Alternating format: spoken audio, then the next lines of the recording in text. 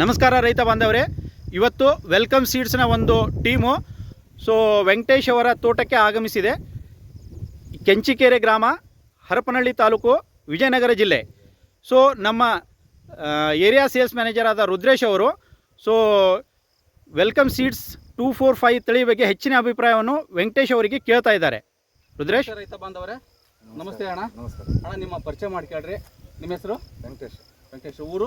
ಊರು Kanchikere, taluk Harapanahalli, district Vijayanagara, Davanagere. Near 20 kilometre. Venkatesh ಅಣ್ಣವ್ರೆ, ಇದು ವೆಲ್ಕಮ್ ಕಂಪ್ನಿದು ಮೂಲಂಗಿ 245 ಅಂತಂದು ಇದನ್ನ ಬೆಳೆ ಬೆಳೆದಿರಿ.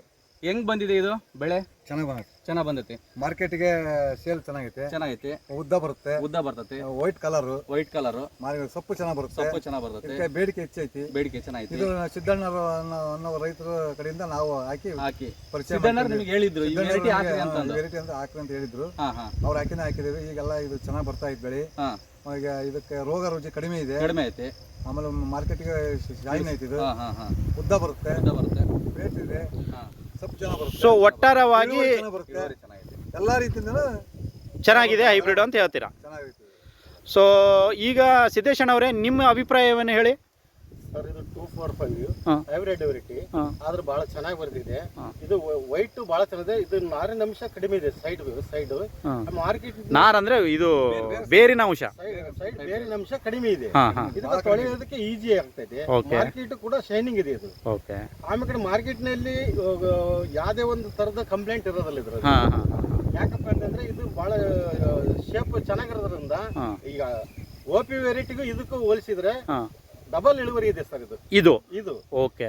ರೋಗ ಕಡಿಮೆ. ಆಮೇಲೆ ಇದು ಎಲ್ಲದು ಹಾಕಿದ ಬೀಜ ಪ್ರತಿ ಒಂದನ್ನು ಗಡ್ಡಿ ಆಗ್ತದೆ. ಓಪಿ ವೆರೈಟಿ 2 ಆಗಿ 3 ಕೈ ಬಿಡ್ತದೆ ಸರ್. ಇಳುವರಿಯಲ್ಲಿ ಇದು ಜಾಸ್ತಿ ಹೆಚ್ಚುತ್ತಾ ನೀವು ತೆಗಿಬಹುದು ಅಂತ ರೈತರಿಗೆ ಹೇಳ್ತೀರಿ ನೀವು.